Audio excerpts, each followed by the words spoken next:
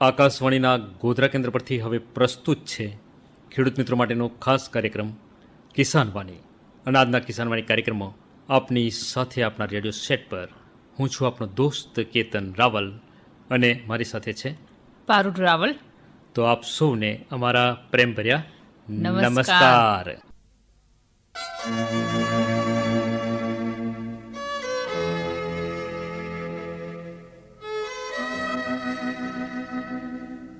મીઠી, હા, પેલો થેલો કહીએ મોટો મારો થેલો એ તઈ માળિયા પર મૂક્યો મેં. વારી ઘડી બધું મારીએ જવેરીને મૂકી દેવાનું. તો વચ્ચે નડતું હોય તો માળે જ મૂકી દઉં ને. અરે આટલી બધી ખુલ્લી જગ્યા છે ને વચ્ચે નડે હેનો? ના, મને તો વચ્ચે બધું પડેલું ના ગમે. જેમ ના, મને તો બધું વચ્ચેથી હું તો મૂકી દઉં ઉપર માળે. તો આ ઘરની અંદર આ ખાટલો વચ્ચે પડ્યો, ટેબલ વચ્ચે પડ્યો, ખુરશી વચ્ચે પડી, બધું માંડીએ મૂકી દેવાનું. એ બધી વસ્તુની વાત અલગ છે અને ઠેલાની વાત અલગ છે. જેમ થેલો અલગ શું થઈ ગયો? ઠેલો અલગ જ કે ઠેલો એમ પગમાં અટવાયા કરે એટલે. પણ થેલો અહીં ખીટીએ લટકાવીએ, સીધો મારીએ મૂકી દેવાનો. હવે એટલો મોટો ઠેલો કઈ ખીટીએ લટકાવ્યો એટલે મેં માળે મૂકી દીધો. પણ આ થેરાની વારી ઘડી જરૂર પડે છે, ખબર છે ને તને? એ તો પડે પણ આપણે ઉતાર લેવાનું માળિયા પરથી. પણ માળીએ ચડવું હોય તો પાછી નિહાણી મૂકવી પડે. પણ આપણે એટલું ઊંચું નથી ને. અલે પણ એમ બહુ કૂદકા મારીને માળેથી કશું ઉતારવા જઈએ ને તો માથા પર કશું પડે. કશું ના પડે, આપણે હાચવીને ચડવાનું. અરે પણ મીઠી, આ નીચે જ થેલો રાખ્યો હોત તો મને ફટાક લઈને મળી જતો. એ તો મળી જતો પણ આ તો કેટલા દિવસથી પડ્યો હતો તો મને એમ થયું કે આ નકામો છે તો માળે મૂકી દઉં. નક્કોમો નહીં ભાઈ, આ થેલો મારે હમણાં લઈ જવાનો છે. કેમ, ક્યાં લઈ જવો છે? આજે છે ને નર્સરીમાં જવાનો. શું? એ નર્સરીમાં જવાનું છે? હા. હા હા. તારે કશું નર્સરીમાંથી છોડ બોડ લાવવાના છે? ના, મારે તો કશું લાવવું નથી. તમને જેવું કે લાગે એ લાવજો. જેમ હું શું કહું? અરે આ પેલી ચંપા કાકીને વાળાને મેં ગાડી પેલો ગુલાબનો છોડ થયેલો અને ગુલાબનો ફૂલ બહુ લાગતો હતો. તા તો કાયમ ચંપા કાકીને નથી કહેતી કે મને ગુલાબ માથામાં નાખવા આલો. એ તો કહેતી હતી પણ એ તો હું તો લઈ આવું ત્યાંથી. અલે આપણે જો ગુલાબનો શોખ હોય ને તો આપણા વાડામાં જ ગુલાબનો ચંપો રોપીએ. સીધો ચંપા કાકીને ના કહીએ કે તમારા વાડામાંથી ગુલાબ આલો. અને પણ આપણે તો કોક વાર નાખવા જોઈએ એટલે. અરે કોક વાર નાખીએ તો કોક વાર, પણ આપણા વાડાની મેં ગાડી ગુલાબનો છોડ હોય કે કોઈ પણ ફૂલ છોડ હોય તો આપણો વાડો શોભે કે ના શોભે? શોભે તો ખરો પણ એમ તો વાડામાં તો ઘણા વાડામાં તો કેટલું બધું જાત જાતનું રોપેલું હોય છે તો એમનો વાડો તો વધારે શોભે. તો એટલે તો કહું છું કે ભાઈ વાડાની અંદર મીઠી લીમડી હોવી જોઈએ, જાત જાતના ફૂલ છોડ હોવા જોઈએ, તુલસીનો છોડ હોવો જોઈએ. ઘણા વાડામાં તો જોમફળના ઝાડ હોય, એવા ઝાડે હોય છે. એટલે બાગાયતી બધા ઝાડ આપણે રોપીએ ને તો ફળફળાદી ખાવા મળે. પપૈયા રોપ્યા હોય તો પપૈયો ખાવા મળે. હા, પપૈયા હોય, ચીકુ હોય છે. અને બાવરીઓ રોપીએ તો ના, બાવરી તો રોપાતો હોય, છોરાનું વાગી જાય કોટા બોટા પાછા. હે પણ તો દાંતન કરવા ના કોમ લાગે. હા, દાંતન તો કોમ લાગે પણ હવે ના રોપાય વાડામાં તો. હા, એટલે દાંતનનો બાવળિયો છે ને ખેતરમાં રોપવાનો શેઢે, પણ વાળાને મેગાડી તો કોટા વગરના ફૂલ છોડ રોપવાના. હા, એ બરાબર છે. પણ આ ગુલાબમાં તો પાછો કોંટો વાગે ને. હા, ગુલાબમાં તો વાગે જ ને. પણ કોંટો છે ને તો ગુલાબ હચવાય છે, ખબર? ના, એવું કશું ના હોય, એ તો બધું કહેવાય. જેને તોડવા હોય તો કોટા હોય તો એ તોડી લે. એમ? હા. આ લાગે છે અનુભવ છે હે પેલી ચંપા કાકીને વાળામાંથી તોડ લાવવાનો. ને એ તો અનુભવ તો ખરો જ ને. હા, પણ મીઠી આપણે છે ને આ હું નર્સરીમાં જવાનો છું, મને કહેવું હોય તો કહી દે જો કોઈ છોડ લાવવાનો હોય તો. બાકી તો મારી ગણતરી પ્રમાણે બીજા ઘણા છોડ લાવવાનો છું. હા, તો એટલે મેં તમને કહ્યું કે તમને જે યોગ્ય લાગે એ છોડ લેતા આવજો. કારણ કે જો આપણે આ 3 વર્ષ પેલા આંબાના છોડ લાવેલા તો આ વર્ષે કેરીઓ ખાવા મળી. હા, મળીને પોતાની વાડીની કેરીઓ. હા. અને પેલા લીંબુ અને જોમફળ રોપેલા તો એ આવે તો આ વર્ષે તો ઉનાળામાં લીંબુનો શરબતે પીધો ને. હા, પીધો ને. અને પીવડાયો ખરો મહેમાનોને પીવડાયો. એટલે હવે મારી ગણતરીમાં હવે છે ને હજુ 2-3 ફૂલ છોડ અને ઝાડ બાગાયતના રોપવાના બાકી રહી ગયા છે. એ પાછા કયા છે? એમાં છે ને આ તું પેલો બરફનો ગોટો ખાવ છું તો કયો કલર ના ખાવ છું?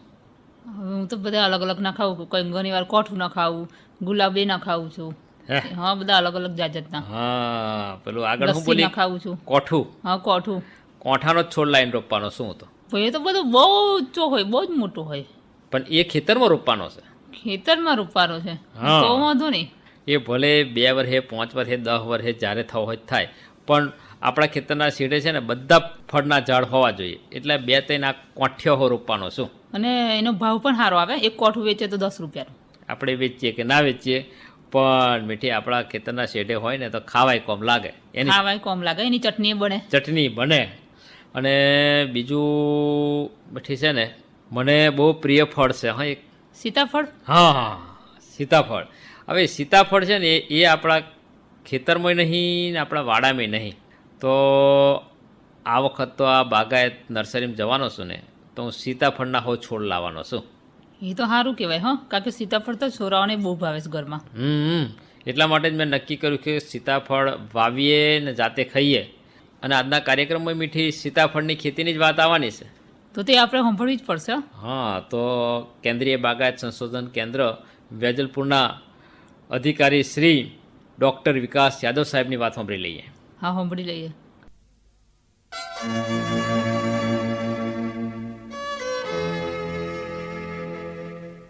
શ્રોતા મિત્રો, આજના કિસાનવાણી કાર્યક્રમમાં આકાશવાણી ગોધરા સાથે ટેલિફોનના માધ્યમથી જોડાયેલ છે કેન્દ્રીય બાગાયત સંશોધન કેન્દ્રના વૈજ્ઞાનિક ડૉક્ટર વિકાસ યાદવ સાહેબ, જેઓ આજે આપણને કોરોના કાળમાં સીતાફળની વૈજ્ઞાનિક ખેતી પદ્ધતિ વિશે માહિતી આપશે. યાદવ સાહેબ, કાર્યક્રમમાં આપનું સ્વાગત છે. નમસ્કાર. जी नमस्कार. और हमें आशा है कि आप इस कोरोना काल में सही सरकारी तंत्र द्वारा जो भी चीजें बताई गई उनको पालन कर रहे होंगे और सुरक्षित होंगे. बिल्कुल जी. तो अब हमारे किसान भाइयों बहनों को भी ये बताइए कि कोरोना काल में जो बागायती खेती करनी है इसमें क्या ध्यान रखना है और खास करके जो सीताफल की खेती करना है इसकी विधि बताएंगे. देखिए, जो कोरोना काल है ये तो हम सबको पता है कि पूरे भारत में ही नहीं पूरे विश्व में इसकी समस्या है. इसके कारण हम सबको जो भी काम करना है वो बहुत ही बचाव को लेते हुए अपनी जो क्रियाएं हैं उनको करना है. जैसा कि किसान भाई जानते हैं कि इस समय बरसात का मौसम है और फल पाक में विशेष तौर पर सीताफल की खेती के लिए इस समय उसकी संबंधित जो भी क्रिया हैं उसे करनी ही होगी. इसलिए सभी किसान भाई क्रियाओं को करें तो, लेकिन जो है इस कोरोना काल में जो भी मार्गदर्शन भारत सरकार ने दिया है उसको पालन करते हुए, और जो भी जैसे कि इस समय जो सीताफल में नर्सरी की बात है या उसके पौध की देखभाल है या उसमें खाद प्रबंधन की जो बात है, इन सब चीजों को भी हम जो है क्रमबद्ध अपनी इस जानकारी में लेंगे और उस पे बात भी करेंगे. लेकिन सबसे पहले जो हम मेजर बात पे, जो मुख्य बात पे हम ध्यान किसान भाइयों को बताना चाहते हैं वो है इस सीताफल की जो नर्सरी तैयार करना. जैसा कि सारे किसान भाई जानते हैं कि सीताफल की नर्सरी तैयार करने के लिए जो सीताफल के बीज होते हैं जो पिछले सीजन में, पिछले मानसून सीजन में फल से उन्होंने निकाला होगा, उसको अच्छी तरह जो पेस्टिसाइड होता है, जो सीड संशोधन की दवा होती है, उससे उसको ट्रीट करने के बाद ही अपनी नर्सरी में बोएं और उसमें उचित दिनों में नमी को भी बनाए रखें जिससे उन बीजों को जो सीताफल के हैं उनका जमाव अच्छी तरह हो सके और पौध अच्छी तरह से बढ़ सकें. और उसके साथ ही जैसा कि हम सब जानते हैं कि लगभग 25 से 30 दिन बाद जो सीताफल के जो ये सीड होते हैं वो अच्छी तरह जम जाते हैं और पौध तैयार हो जाते हैं. फिर उनको, उन पौधों को जो है हम जो है अलग अलग क्यारियों में एक स्थान से दूसरे स्थान पे जो है उनको रिप्लेस कर देते हैं जिससे जो है उनकी उन पौधों का विकास बहुत अच्छी तरह हो सके और 6 से 7 महीने बाद वो हमारे जो एक्चुअल फील्ड होती है जहाँ पे हम उनको लगाना चाहते हैं वहाँ पे हम उनको लगाते हैं. लगाने के लिए ये होता है कि हमको जो है गर्मियों में जो है खड्डे खोदने होते हैं जो 2.5 फीट से 2.5 फीट के गहराई के खड्डे हम खोदते हैं और उन खड्डों में हम जो है मिट्टी के साथ जो सांदरी खादर होती है उसको मिक्स करके उन खड्डों को भर देते हैं और कम से कम 15 से 20 दिन तक खड्डों को जो है भरने के बाद हम खुली धूप में छोड़ देते हैं जिससे भी जो भी जीवात हो उन मिट्टी में या खड्डों में वो सूर्य के प्रकाश से के कारण वो उनका जो है विनाश हो जाता है. और पौधे जब मानसून सीजन में हम लगाते हैं तो उनके जो है पौधों का विकास बहुत अच्छा होता है क्योंकि खड्डे में लगाए गए पौधों में जड़ों का विकास बहुत तेजी से बढ़ता है और बहुत अच्छा जड़ों का विकास होता है, जिससे जो हमारे पौधे होते हैं उनका ओवरऑल जो विकास होता है बहुत अच्छा होता है। और सीताफल में 1 साल से 2 साल के बाद जो है उसमें अच्छी तरह जो है फूल और फल आने लगते हैं। और जैसा कि जो है हम सब जानते हैं कि दूसरा जो इसमें खाद प्रबंधन की वो जो बात होती है, तो हम वैसे तो नॉर्मल कंडीशन में हमारे जो किसान भाई हैं इसमें खाद बहुत ही कम देते हैं या तो नहीं देते हैं, लेकिन हम किसान भाइयों को ये सलाह देना चाहेंगे कि सीताफल के पौधों में खाद देने से उनके जो पौधों के फल हैं उनके विकास में बहुत ही बढ़वार होती है। यदि आप निश्चित समय पे निश्चित मात्रा में खाद देंगे पौधों को, तो फलों की संख्या और फलों के आकार में बढ़वार अवश्य रूप से हमको मिलती है। जैसा कि हम अपने फॉर्म में अपने रिसर्च स्टेशन में जो हम एक्टिविटी को करते हैं, इसके लिए हमें ये कि अभी 1 महीने जुलाई महीने के लास्ट में अगस्त के फर्स्ट वीक में हम जो है हर पौधों में जो है खाद देते हैं, जिसमें से 100 ग्राम यूरिया और 150 ग्राम DAP और 100 ग्राम पोटास की मात्रा को जो है मिक्स करके और पौधे की जो थड़ से दूर में जो उसको चारों ओर अच्छे से खाद देने के बाद उसको मिक्स कर देते हैं, जिससे पौधे को पोषक तत्व भरपूर मात्रा में मिलता है और पौधों के फलों का विकास अच्छी तरह हो जाता है और हमको उच्च क्वालिटी के फल मिलते हैं, जो कि खाद नहीं देने पे हम लोग बहुत किसान भाई देखते होंगे बहुत सारे फल हैं जो पौधों में छोटे रह जाते हैं, उनका विकास नहीं हो पाता है। वो इसीलिए कारण नहीं हो पाता है कि पौधे की जो शक्ति होती है वो लास्ट में जाकर कमजोर हो जाती है, जिसके कारण पौधे के फलों का विकास बराबर नहीं हो पाता है। इसलिए सीताफल के पौधों को खाद व्यवस्था का प्रबंधन बहुत ही जरूरी है और उचित मात्रा में खाद व्यवस्था देने से हम गुणकारी फल प्राप्त कर सकते हैं। विकास जी, आपने सीताफल की खेती के बारे में बहुत सारी वैज्ञानिक तौर तरीके की बातें बताई।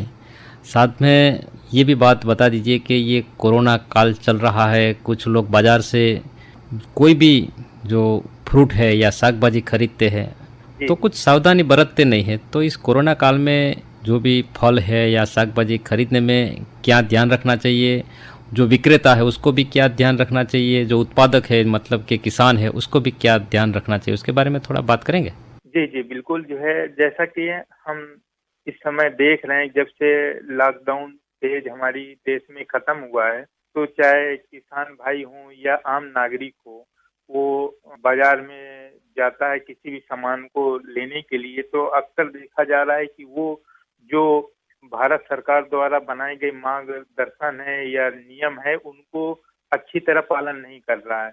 इसके लिए जरूरी है कि आप जब भी मार्केट में जाएं, चाहे फल लें या सब्जी लें या कोई भी सामान लें, तो आप जो है मास्क जरूर पहने रहें, क्योंकि हम जिस फल विक्रेता से या जिस मार्केट से फल लेते हैं तो हमें ये पता नहीं होता कि वहाँ पे उस कोरोना की क्या स्थिति है। इसलिए अपने बचाव के लिए हमें मास्क हर समय पहने रहना है जब भी फल लें।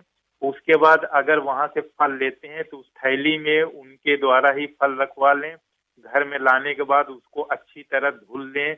बिना धुले हुए फलों को ना ही आप जो है रेफ्रिजरेटर में रखें, ना ही घर में रखें। फल लाने के बाद अच्छी तरह धुल लें, उसके बाद उनको कुछ समय के लिए बाहर ऐसे रख दें, उसके बाद ही यूज करें। उसके बाद हाथों को अब घर में पहुंचने के बाद अच्छी तरह धुल के सैनिटाइज करने के बाद ही कोई भी घर की चीज है उसको छुएं या कोई भी आप सामान खाना चाहते हैं उसको यूज करें। मतलब आपको हर समय हर वक्त मास्क पहनना है और जो है सैनिटाइजर से अपने हाथों को सैनिटाइज करना है, या सैनिटाइजर नहीं है तो साबुन से या डिटर्जेंट से अपने हाथों को धोना है।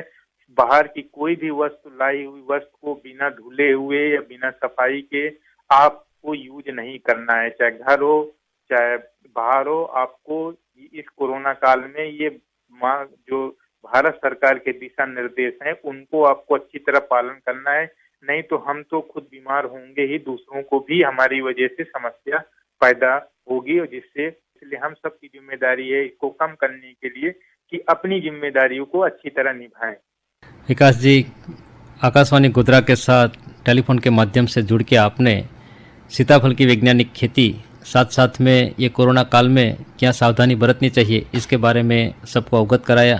आपने जो वक्त दिया हम आपके आभारी है। नमस्कार। મીઠિયા સીતાફળની વાત સાંભળીને તને થયું ને કે આપણે સીતાફળના છોડ લાવીએ સારું કામ કરીએ છીએ ના સારું જ કહેવાય ને, અને આપણે ખાઈએ ને બધા નહીં ખવડાવીએ ગામમાં. હે ને? હા તો આ સીતાફળની ખેતી આપણે કરીએ પણ અત્યારે પેલું કોરોના કાળ ચાલે છે. હા એ તો ખબર છે ને, કોરોના કાળ ચાલે છે. તો કોરોના કાળની અંદર આ અમને યાદવ સાહેબે શું કહ્યું કે બજારમાં કશું પણ શાકભાજી ખરીદવા જઈએ કે ફળ ખરીદવા જઈએ તો ખૂબ સાવચેતી રાખવાની. હા સાવચેતી તો રાખવી જ પડે ને. તો રાખે છે કે નહીં? ના હું તો રાખું છું ને. હું સાવચેતી રાખે છે? હું તો પેલું શાકભાજી લાવીને ઘરમાં પેલું પાણીથી ધોઈ જ નાખું છું. ધોઈ નાખે? હા હાથ હું પણ ધોઈ નાખું પહેલાં, પાછા હાથ મોડું બધું ધોઈ નાખું. બરાબર છે. પણ ઘરેથી બહાર નીકળે ત્યારે આપણે પહેલું મોડું બાંધીને જ જઉં છું. મોઢું બાંધીને? હા મોડું બાંધીને જ જવાનું અને ઘરની પેલું બહાર નીકળીએ એટલે. માસ્ક લાઈન પછી કઈ મૂકી દેવાનું? માસ્ક ના હું તો ધોવા નાખી દઉં છું. હા, કારણ કે ઘણા એવું કરે કે માસ્ક પહેરીને તો જાય પણ ગેર લાઈન માસ્ક સીધું ખૂટ્ટે લટકાઈ દે. ના હું તો પેલું ધોવા નાખી દઉં. હાથ ધોઈએ ને જોડે જોડે એને ધોઈ જ નાખવાનું. હા, ફરી જે જવાનું તો ફરીથી પાછું એનું જ માસ્ક લઈ લે. આવું કરાય ના. તૈયારીમાં ધોતા કેટલી વાર લાગે? મીઠી આપણા પેલા બાજુવાળા ગણપતભાઈ ખરા ને, હા એ અમને શહેરમાં ગયેલા કેમ ફરવા? ફરવાની. આ ખેડૂતને કશુંક ને કશુંક કોમ તો હોય ને, હા કોમ તો હોય જ ને ખેડૂતોને. તો બિયારણ લેવા ગયેલા. બિયારણ લેવા? હા.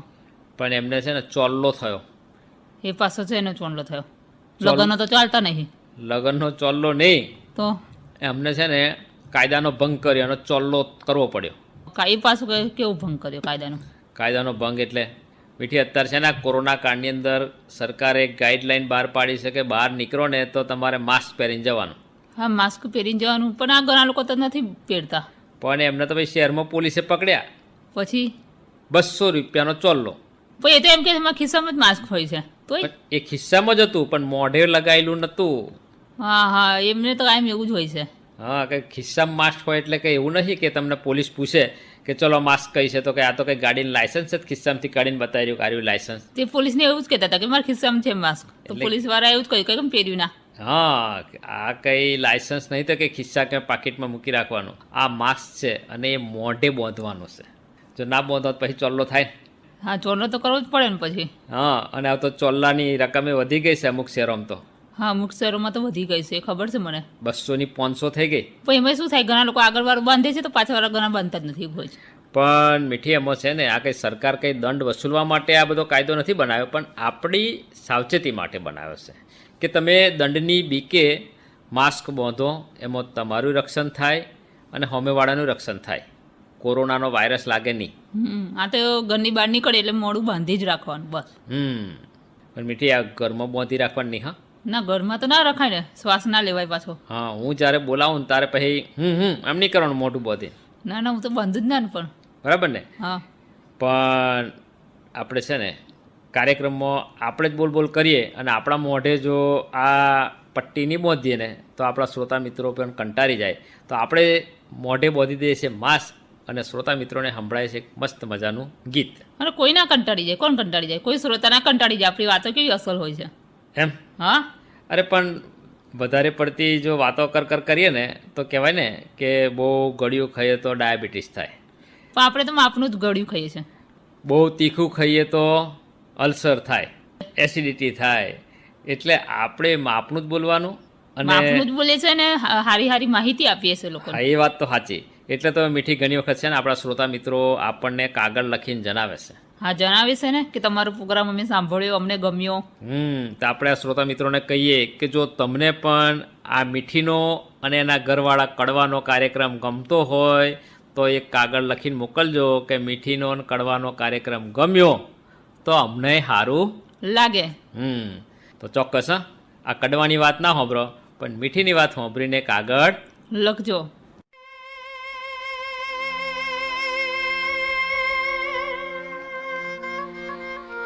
માં જગદંબા તું જોગણી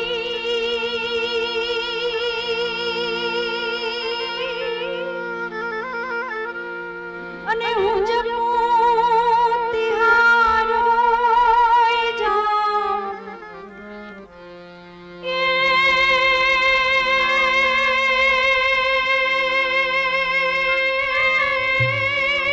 મારી ભૂલા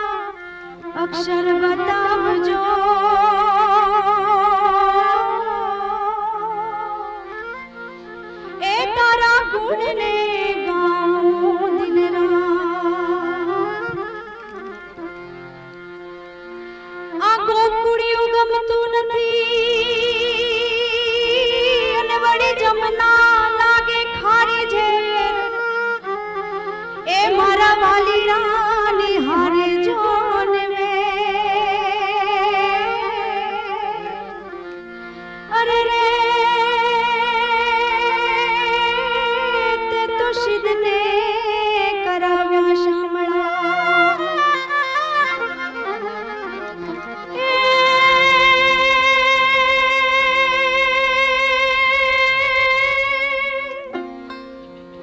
આજ યાદ કરે સૌ આપને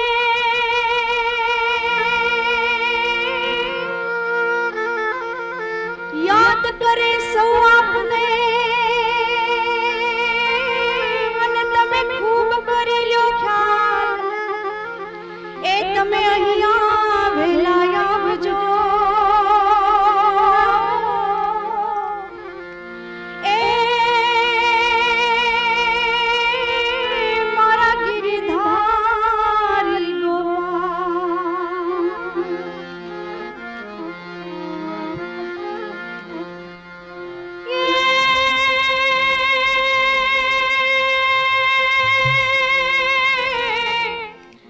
કૃષ્ણ ભગવાન હયા એ દ્વારિકાને કાય કૃષ્ણ ભગવાન હયા એ દ્વારિકાને કાય લીધો રે મણિયારા વાળો વેશ કે હવે હવે